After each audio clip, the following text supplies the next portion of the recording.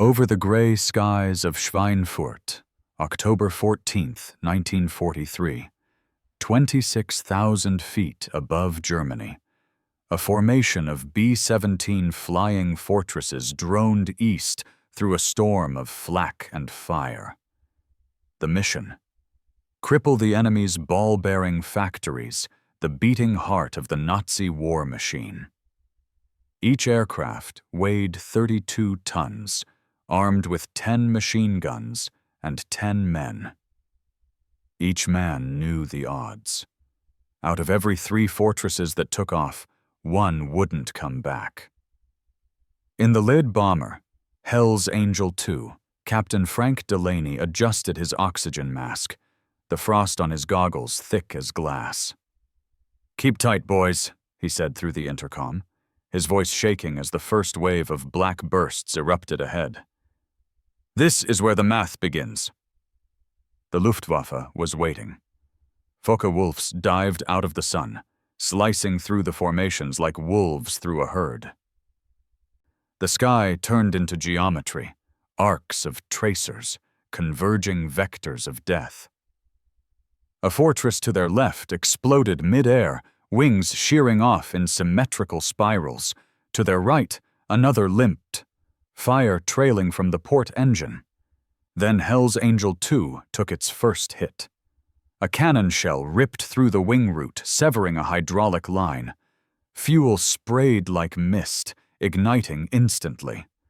The left engine caught fire, a column of orange licking across the fuselage. "Number 2's burning," yelled the flight engineer. "Feather it," Delaney snapped. The propeller stopped, blades twisting in the wind. Smoke filled the cockpit. The co-pilot coughed blood but stayed on the stick.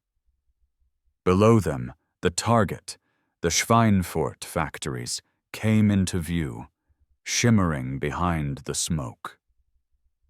The bombardier called out, "Visual on target." "Hold steady," Delaney growled. "We drop or we die for nothing." The fortress shuddered under another hit. The oxygen system burst. The radio operator slumped forward, unconscious from decompression. But the bombs fell true.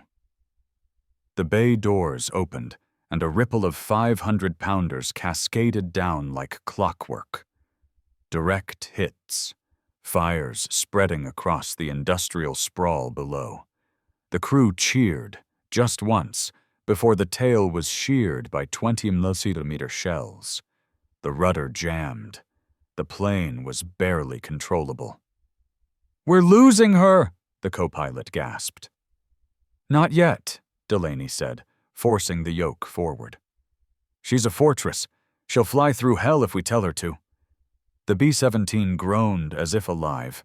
With one engine gone, another smoking, and 200 holes in the fuselage, it began the long, limp home, 400 miles through flak and fighters, with no escort, no radio, and half the crew bleeding out. Hours later, somewhere over the channel, the clouds parted. The white cliffs of Dover emerged below. The fortress, riddled with holes big enough to crawl through, descended on one wheel. The landing gear collapsed. The plane skidded across the runway in a shower of sparks before coming to rest. Ground crews raced forward and stopped in disbelief. The left wing was half gone. The tail was held by 3 metal strands. The bomb bay doors were twisted shut by heat. And yet, it was alive. The pilot climbed down, kissed the ground, and looked back at the plane that refused to die. "That's not a bomber," he muttered. "That's a promise." The B-17 hadn't just survived. It had rewritten the laws of air combat. In that moment, the myth was born. It wasn't beauty. It wasn't luck. It was the engineering of endurance. The American genius that turned broken metal into a weapon of inevitability. The sky had a new king, and it wore 1,000 scars like armor. When the first photos of returning B-17s hit the newspapers in late 1943, Americans thought they were looking at miracles. Planes full of holes, wings shredded, noses blown apart, and yet the crews were alive. Flying fortresses, the headlines called them, as if they were blessed, indestructible, immune to physics. The myth was intoxicating. Parents clipped the photos and hung them on walls. Engineers were hailed as magicians. But the truth was far colder and far more brilliant. The B-17 wasn't invincible. It was mathematically survivable. Every inch of it was designed with one principle in mind: failure tolerance. Not beauty, not speed, just the brutal logic of staying airborne no matter what. Where other bombers relied on sleek design or heavy armor, the Fortress relied on redundancy. 4 engines meant losing 1, or even 2, didn't end the flight. Fuel lines were separated across the wings, so one hit wouldn't ignite the rest. Cables were doubled, hydraulic systems cross-fed, and even the control surfaces were built in overlapping panels, allowing partial operation if one section was blown away. Every part had a backup, and every backup had a fail-safe. It wasn't designed to dodge death. It was designed to endure it. Inside, the men joked that the plane was a flying patchwork. On missions, they taped aluminum sheets over bullet holes with whatever they could find: cigarette wrappers, ration tin lids, sometimes even playing cards. The B-17 could take punishment that would shatter any other aircraft in the sky, and still hold formation. To German pilots, it looked like madness. They called it the viermotorige Teufel, the 4-engined devil. Their 20mm cannons could tear open a fortress, but rarely quick enough. Even after losing engines, fortresses limped back on fire, trailing oil and hope. But the myth of invincibility came at a price. Crews paid for every mission with blood and metal. Between 1942 and 1945, over 4,700 B-17s were shot down. That's 1 aircraft lost for every 3 built. Thousands of gunners never made it home. Yet the bombers kept flying, and the factories kept building more. The math of survival was not about saving planes. It was about saving strategy. Commanders realized something grim. If enough fortresses survived each mission to drop their payloads, the system worked. Even if half didn't return, the numbers still favored victory. It wasn't emotion. It was arithmetic written in fire. And the math began to show results. By early 1944, Luftwaffe production graphs started to dip. Oil refineries burned. Rail networks collapsed. The fortress was bleeding Germany 1 ton of steel at a time.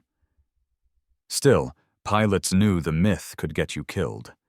They taped photos of destroyed B-17s inside their cockpits as reminders. She's strong, but not immortal. Each mission began with a ritual, tapping the fuselage before takeoff, as if to whisper, "Hold together one more time." The B-17's strength was never just in its aluminum or engines. It was in the logic behind them. Engineers didn't build a machine that couldn't break. They built one that wouldn't stop working after it broke. And that quiet difference, the cold engineering of endurance, was what made the myth true just often enough to change history. It was not luck. It was math. It was design that understood war better than generals did. The B-17's legend began not with victory, but with failure. In 1934, long before the U.S. had entered the war, the Army Air Corps announced a competition to find America's next-generation bomber. The contract was clear. The new aircraft had to carry a 2,000-pound bomb load, fly 2,000 miles, and hit targets with precision. It was the kind of bureaucratic challenge that usually produced compromise and mediocrity. Boeing, then a struggling Seattle company clinging to survival during the Depression, decided to aim higher. Their engineers, led by Edward Curtis Wells and E. Gifford Emery, ignored the minimum requirements. They designed something far beyond what the Army had asked for, a 4-engine giant when the contract only demanded 2. When the Model 299 prototype first rolled out onto the runway in July 1935, it looked like science fiction. 4 gleaming engines, a wingspan of over 100 feet, multiple gun mounts, and a sleek, high tail that made it look like a bird of prey. Reporters at Boeing Field whispered, "It looks like it's built to win a war." They were right, but the Army didn't see it that way. During the official flight trials, the Boeing test crew made a catastrophic mistake. The pilot, Major Ployer Hill, forgot to release a control lock before takeoff. The plane climbed gracefully for less than 2 minutes, then stalled, banked hard, and crashed into the ground. Both pilots were killed. The contract was immediately awarded to Douglas for its smaller, simpler B-17 Bolo. The Army called Boeing's design too complex for practical use. Boeing nearly went bankrupt. The Model 299 was written off as a beautiful failure. But one small group inside the Air Corps refused to let it die. Lieutenant Colonel Ira Eaker and a handful of visionary officers saw potential in the wreckage. They convinced the Army to buy 13 of the prototypes for testing. They called the modified design the Y-1 B-17 and quietly began rewriting the manual of modern warfare. Those 13 planes changed everything. They could fly faster, higher, and farther than any bomber on Earth. They could reach targets 1,200 miles away without escorts and return. The press nicknamed it the Flying Fortress after spotting its bristling machine guns during a demo flight. The name stuck. By 1939, as Europe descended into chaos, the same Army that once dismissed the B-17 as too advanced now ordered hundreds. The factory in Seattle roared back to life. Boeing engineers doubled down. They redesigned the wings with a single-piece spar, strong enough to survive catastrophic hits. They moved fuel tanks into the wings and armored the cockpit. Every new variant became smarter, stronger, and deadlier. The failed prototype became the foundation of a revolution.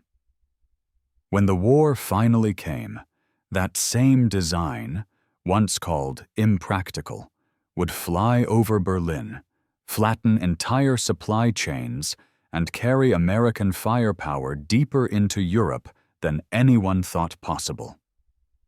The B-17 wasn't born from succession. It was born from obsession, from engineers who refused to accept the word impossible. In 1935, it was a dream. In 1943, it was the machine that carried those dreams through fire and flak and brought them home again. The irony? The bomber that changed the world began as the project the U.S. Army didn't even want. By 1943, the B-17 had become the most analyzed piece of machinery in the Allied arsenal. Every flight, every hole, every return was a data point. The engineers at Boeing didn't call it luck. They called it statistics under fire. In hangars across England, maintenance crews documented the bullet and flak holes from every mission. They traced them on transparent sheets, layered them over one another, and built what would become one of the earliest examples of combat survivability analytics. The discovery was paradoxical. The wings and fuselage were covered in bullet holes. So were the tail sections and fuel tanks. At first, commanders thought, reinforce those areas. But mathematician Abraham Wald, studying the same data, realized something no one else did. "You're looking at the planes that came back," he said. "The holes show where you can be hit and still survive. Reinforce where you don't see holes. That's where they're dying." That insight became the cornerstone of wartime engineering. Protect the unseen failure points. The B-17's armor layout changed almost overnight. Crews added plating behind the pilot's seat, around the oxygen lines, and along the fuel pump manifolds. Survival rates jumped by nearly 30%. Meanwhile, mechanics found that even the fortress's wounds revealed its genius. Self-sealing fuel tanks closed like scar tissue after impact. Electrical systems rerouted automatically through backup lines. Even with one wing shredded, the airframe's stress geometry kept lift balanced across the remaining surface. In simple terms, the B-17 didn't just fly. It adapted. A typical mission log read like anatomy. Engine 3 hit, feathered, power stable. Rudder cables severed. Alternate hydraulic engaged. Hole in starboard wing, 42 inches diameter, returned safely. Each line of damage told the same story. A plane designed to survive failure in progress. And the numbers told the real truth. The average fortress absorbed 600 bullet holes per mission. 1 out of every 2 returned home with wounded aboard. Even after catastrophic damage, more than 60% managed to land intact. The Luftwaffe couldn't understand it. German engineers captured damaged B-17s and studied them obsessively. Their reports were full of disbelief. Redundant control systems doubled in weight, unnecessary, yet they continue to operate under total failure. It wasn't beauty, it wasn't efficiency, it was resilience as design language. Boeing engineers once described it bluntly. "We didn't build it to look good, we built it to take a punch." Every brace, rivet, and wire had a purpose: to keep 10 men alive for 1 more minute in a sky that wanted them dead. In that minute, they could drop their bombs. In that minute, they could turn the tide. The B-17 didn't just resist destruction, it redefined the physics of survival. When mechanics patched up a returning bomber, they weren't just fixing aluminum, they were preserving the Allied air war's most powerful weapon: time. Because in this new kind of warfare, the side that stayed airborne longer didn't just win battles, it rewrote strategy. And above the smoke-filled skies of Europe, the math of survival had become America's most lethal equation. August 17th, 1943. Dawn broke cold and clear over eastern England. The runways of the 8th Air Force were lined with silver. 376 B-17 flying fortresses, preparing for one of the most audacious daylight missions of the war, a twin strike against the German ball-bearing factories at Schweinfurt and the aircraft plants at Regensburg. The mission planners called it double jeopardy. The crews called it suicide. If the ball-bearing industry fell, the German war machine would seize up, engines, tanks, planes, all dependent on those tiny spheres of steel. But to hit the target meant flying deep into Germany, without fighter escort, and through the heaviest flak belts in Europe. At 0800, the first wave of fortresses thundered off the tarmac. Their wings overlapped so tightly that sunlight flickered between them like a strobe. Pilots checked their altimeters, leveled off at 25,000 feet, and headed east, 32 tons of explosives riding on 4 roaring engines. They had 5 hours to live or die. The Luftwaffe came early FW-190s and BF-109s hit the formations as soon as they crossed the coast. The Germans had learned that to kill a fortress, you didn't aim for the engines. You aimed for the heart, the cockpit, and the fuel manifold under the wings. It worked. Within the first hour, 24 bombers were gone. Each carried 10 men. Each fell like a dying planet, slow and on fire. Still, the formations didn't break them. Inside one B-17 named Fickle Finger of Fate, the radio operator was already dead. The tail gunner's turret jammed by debris. The pilot, hands slick with blood, shouted over the intercom, "Hold formation! If we scatter, we're dead!" They flew on. At Regensburg, the first wave dropped their payloads on Messerschmitt's main assembly line. Erle Maschinenwerke, turning the production hub into molten metal. Then, without returning home, those same planes continued south to North Africa, refueling there to avoid the return gauntlet. The second wave, the Schweinfurt group, wasn't so lucky. They faced the full fury of the Luftwaffe on their way back. Fighters attacked in waves of 40, sometimes head-on, using rockets and 30mm cannons. The fortresses replied with synchronized death. 50 guns per formation, overlapping fields of fire so dense that some German pilots called it flying into a steel cloud. And yet, when the smoke cleared, only 147 aircraft made it back unscathed. 60 were lost, 600 airmen dead or missing. It was the bloodiest single day in the history of the 8th Air Force, but the damage they inflicted was catastrophic.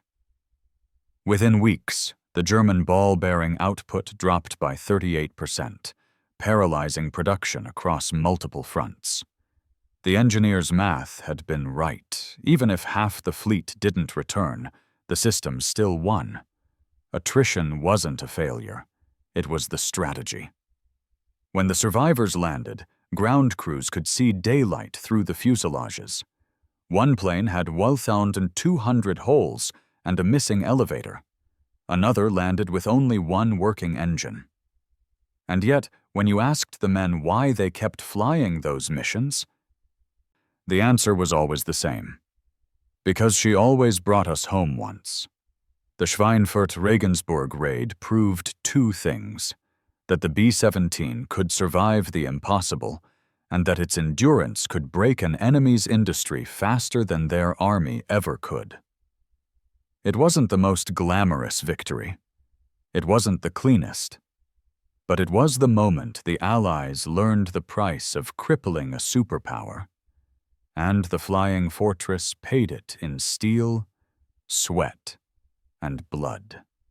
That day, in the burning skies above Germany, the myth became arithmetic, and the math said, she was worth it.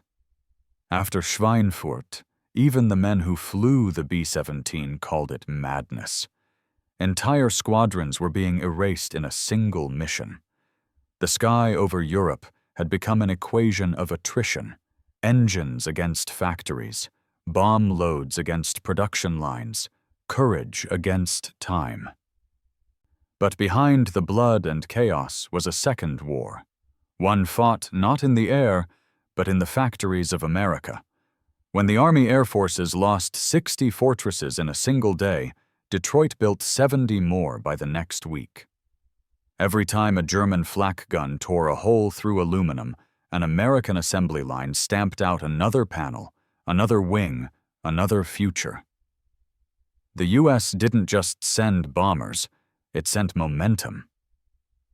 At Boeing's Plant 2 in Seattle, 30,000 workers, half of them women, worked around the clock under the painted camouflage of fake suburbs on the roof, designed to fool enemy reconnaissance.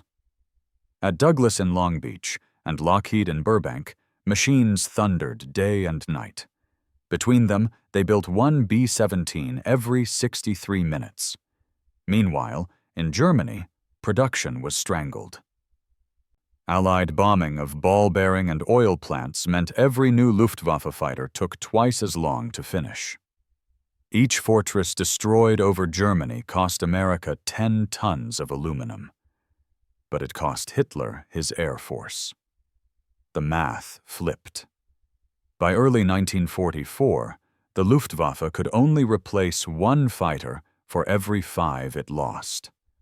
The Allies could replace 3 bombers for every one that fell. War had become an industrial slope, and the B-17 was the point where it tilted irreversibly toward the Allies.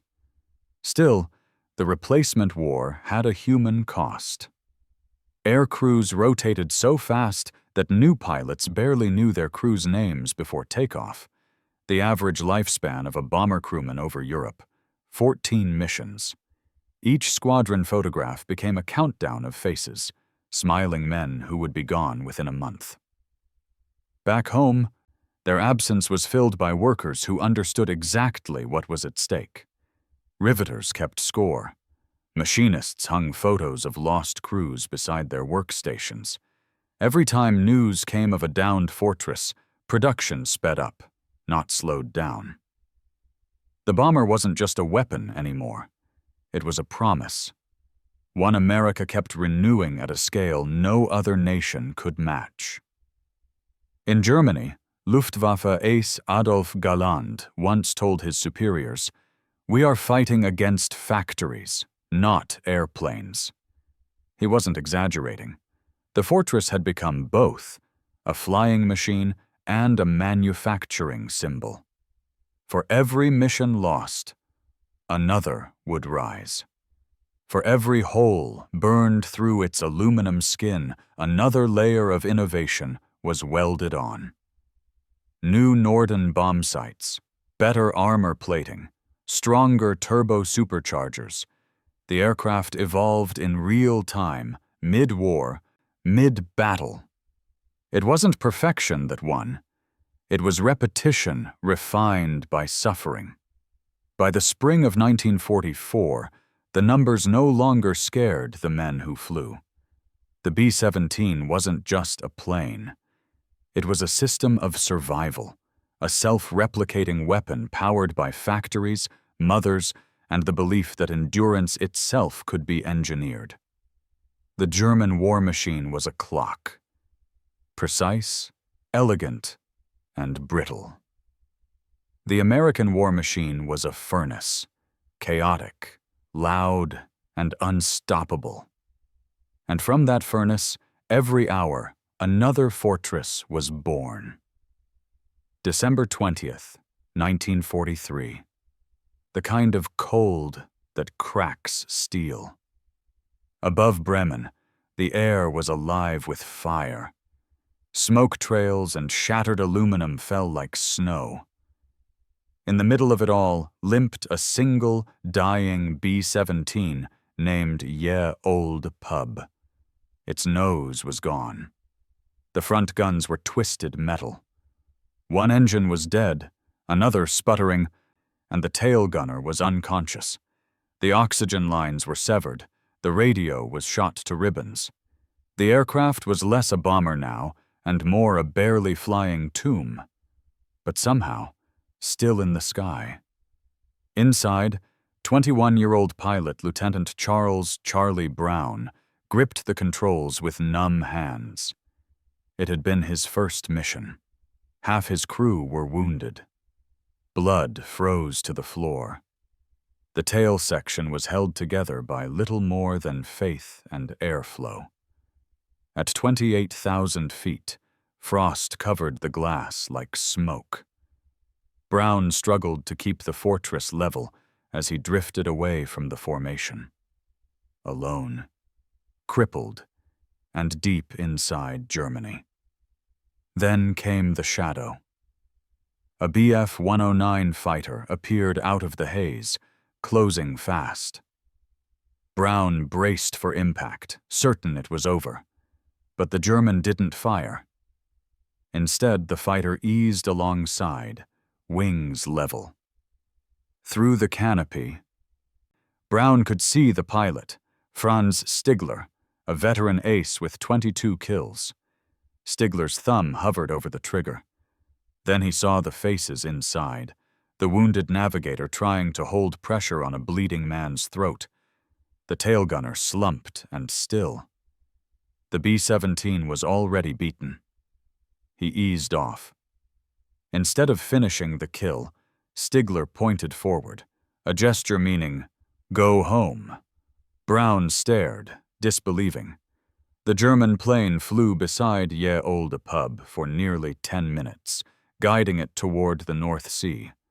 When the coast appeared, Stigler raised his hand in salute, rolled his plane over, and disappeared into the clouds. The fortress made it home. Barely. It landed with over 350 holes, one engine running, and no hydraulics. Mechanics who saw it couldn't believe it had flown at all. When debriefed, Charlie Brown said, "There was an angel on my wing. He wore a cross instead of a halo." What neither man knew then was how rare that moment was. A fragment of humanity inside a sky built for annihilation. For the engineers who designed the fortress, it was proof of their success. A machine that could be this destroyed and still fly 250 miles home had fulfilled its purpose, to bring its men back alive. But the story didn't end in the war. 40 years later, Brown and Stigler met again, this time in peace. Two old men, both crying, both haunted by that day. Brown once said, "Franz saved my life twice. Once in the air, and once after, when he showed me that mercy is not weakness." To engineers, the B-17 was numbers and rivets. To historians, it was a weapon. But to the men who flew her, it was something stranger, a machine that taught them courage and mercy could coexist. And in the quiet space between destruction and grace, the flying fortress earned its name. October 14th, 1943, the day the sky turned black over Germany. The target, Schweinfurt again. The mission, cripple what little remained of the German ball-bearing industry. The men of the 8th Air Force didn't call it an operation. They called it what it became: Black Thursday. At dawn, 291 B-17s lifted from England's misty airfields. The engines thundered like a storm trapped in metal, a mechanical heartbeat for a nation at war. Each aircraft carried 10 men, 4 tons of bombs, and one unspoken truth: half wouldn't return. For the first 200 miles, the formation looked invincible. Silver wings glinting in the sun, perfect geometry in the sky. Then, at 10:38 a.m., the Luftwaffe found them. Over Frankfurt, the radar screens of Jagdgeschwader 3 lit up like a Christmas tree. Focke-Wulf 190s and Messerschmitt 109s took off by the hundreds. On the ground, German schoolchildren looked up and saw the contrails merge into chaos. By noon, the formation was under siege. Fighters attacked from every angle, above, below, head-on. Machine guns rattled like jackhammers. The air turned opaque with smoke and tracers. Pilots screamed coordinates. Gunners shouted target calls until their voices gave out. A B-17 named Misconduct took a direct hit to its nose. The bombardier vanished instantly. Another, Shack Rat, lost its right wing, but stayed level long enough for the crew to bail out. For every fortress that fell, another closed ranks. the sky filled with debris and fire. Yet the formation held. Inside one of the lead ships, Captain Don Miller radioed to his crew, "If we drop together. No turning back." At 12:15, the bomb doors opened. Through smoke and blood, the bombardiers released 1,800 tons of ordnance.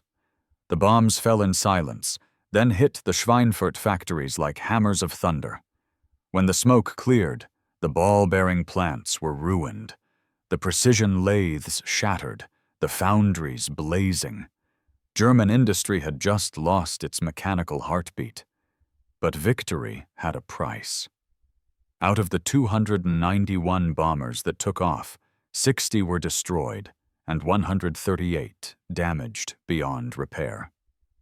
650 airmen were killed or captured, the worst single-day loss of the entire air campaign. Back at the English airfields, the ground crews stood silent as the surviving fortresses limped home. Some landed on 3 engines, some on 2, some missing entire tails.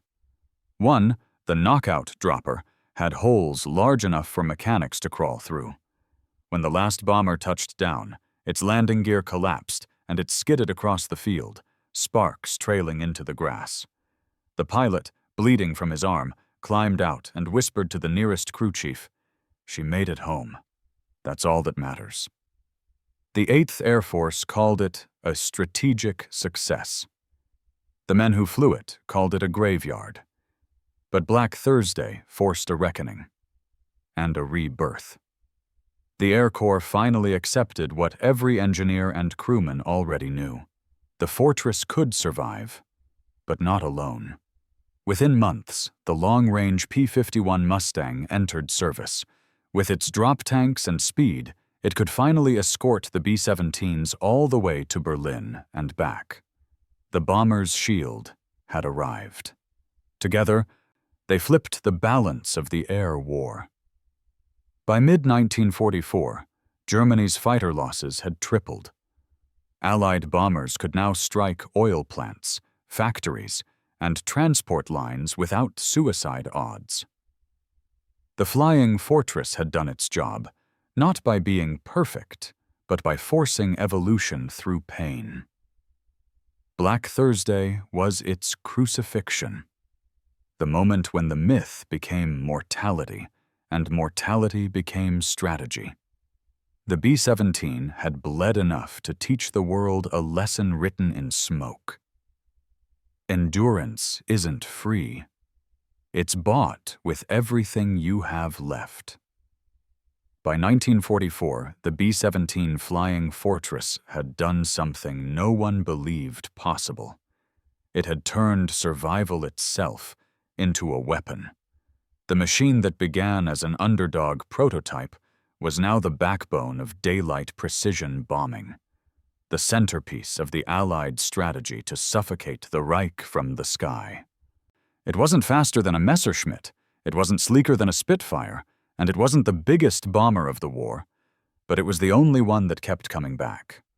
Over 1,000 B-17s now filled the English airfields, stretching from Norfolk to Suffolk, their olive-drab skins gleaming with names scrawled in white.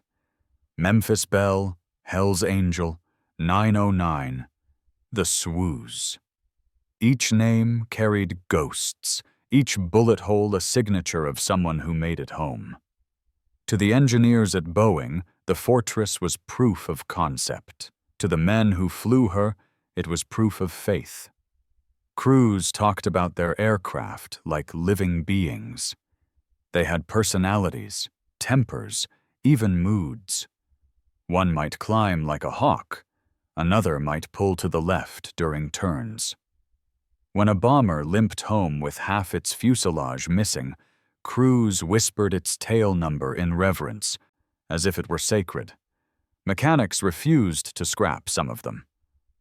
"She earned her wings," one said, staring at a wrecked airframe. "We'll melt her down, but we won't forget her." That was the strange alchemy of the B-17, a machine designed for war that somehow became a vessel for hope.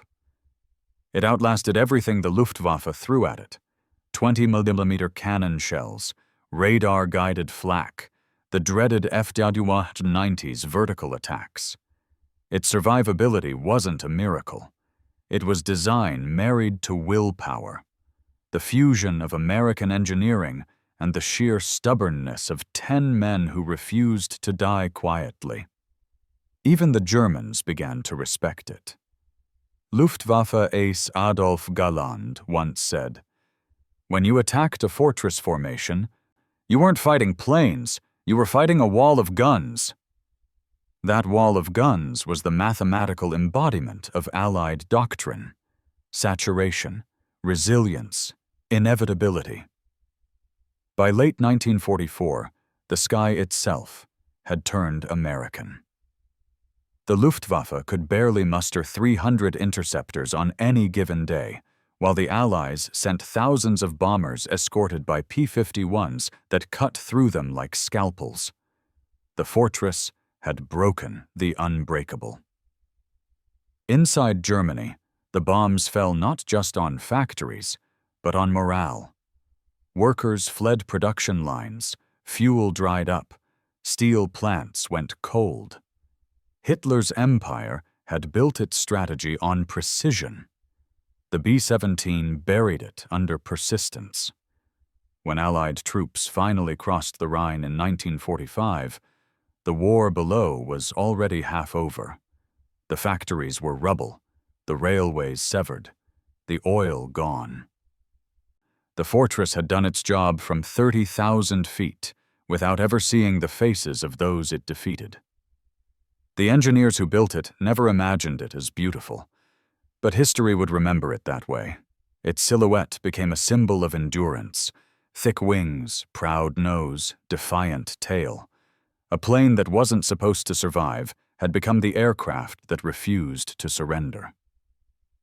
Even now, decades later, when you hear those 4 Wright Cyclone engines rumble across an airfield during an air show, people still look up in silence. They know what that sound means. It means someone believed in the impossible. And somewhere, in the distant hum of memory, the fortress still flies. Proof that courage can be engineered and fear can be outlasted. Because in the end, the B-17 wasn't built to win one war. It was built to teach the next generation what endurance truly means. England, spring of 1945. The war in Europe was ending, but the sky was still full, not of fighters or flak, but of ghosts. The airfields of East Anglia echoed with the low growl of engines starting for the last time. The men of the 8th Air Force were going home, and the fortresses that carried them through hell were being wheeled into silence. A mechanic named Joe Hammond stood beside one, tail number 231909, Lucky Lady. He had patched her wings 14 times, replaced her engines twice, and once wired her hydraulics together with his belt. He ran his hand across her fuselage, feeling the deep scars under the paint. Each dent was a story. Each patch, a grave marker for fear survived. "She never quit on us," he said. "Not once." In the control tower, the last radio check came through. "All crews accounted for. All fortresses grounded." The field went quiet. Then, one by one, engines shut down, deep, rolling echoes that seemed to vibrate through the bones of every man who'd ever flown one. It was the sound of a giant exhaling. In those fading notes, you could hear everything the B-17 had carried: the rage, the loss, the pride, the math that made survival possible. 12,000 had been built. Nearly 5,000 never returned. But every one that did carried a piece of a victory larger than itself. When historians later asked what really won the war, they spoke of tanks, ships, code breakers, and atomic fire. But the truth was simpler and heavier. It was the weight of men who kept flying machines that shouldn't have flown, built by workers who refused to rest, led by engineers who refused to stop learning from destruction. The B-17 was their language, a symphony of rivets, fuel, and faith. And the world learned something from that machine. That victory doesn't always come from the strongest, or the fastest, or the most perfect, but from what can't be broken long enough to finish the job. When one of the last fortresses took off for a demonstration flight in 1946, the crowd fell silent as it rose into the clouds. The pilot, a veteran of 25 missions, circled once, throttled back, and let the engines settle into that unmistakable rhythm, 4 pistons beating like a single heart. He looked down at the crowd and whispered into his mic, "This is what hope used to sound like." And then he turned west, toward home. That sound, the sound of courage built into steel, still echoes, faint but eternal, across every runway where freedom once took flight. The flying fortress didn't just win battles. It proved a truth that still defines war and peace alike. The math of survival is the most human equation ever written.